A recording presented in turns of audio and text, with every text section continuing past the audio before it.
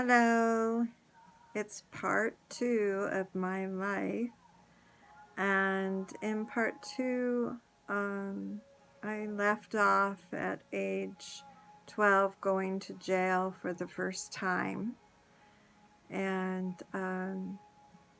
after that it was about trying to go into all-out war with my father, that I was not going to put up with this behavior anymore.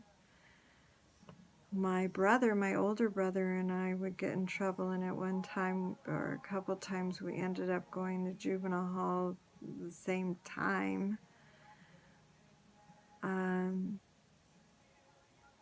I started just hanging out at friends' houses more that was having parties with their older sisters and brothers, and at one time staying at a friend's house whose father actually was a sheriff or a captain at the LAPD, and the kids they trusted him at home, but we were doing drugs. One of his oldest son actually was just back from Vietnam, and one of the sisters had a boyfriend that was just out of jail.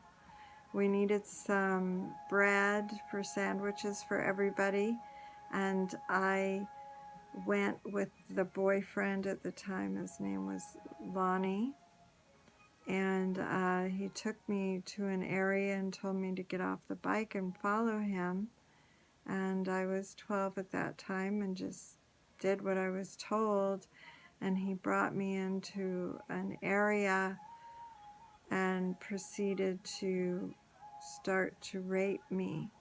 And when I struggled and tried to get away from him, because I could hear people around, he picked up a big rock and he threatened me that if I was to make any noise that he would bash my head in. So at that point I probably went into shock, and I don't really remember much except for that I got back to the house. He rode me back to the house, and when I opened the door, or they opened the door, my friend and her sister could tell that something bad happened, and so took me to the back room, gave me a couple, we called them Reds, they were downers back then, to kind of just have me go to sleep, and kept me away from my house, asking if I could spend the night with them, go to the beach with the family the next day. And I remember I was just in a daze, all the time on the beach. I just slept, and in those days you really didn't tell your parents, or at least my parents, what happened, because you were accused of somehow being your fault. I shouldn't have got on the motorcycle. I shouldn't have followed him. All those things. And at some level, I think that, especially young girls, we believe that we shouldn't be so stupid. We shouldn't have been so stupid. And so we don't tell people what actually happened. And now I think a lot of parents,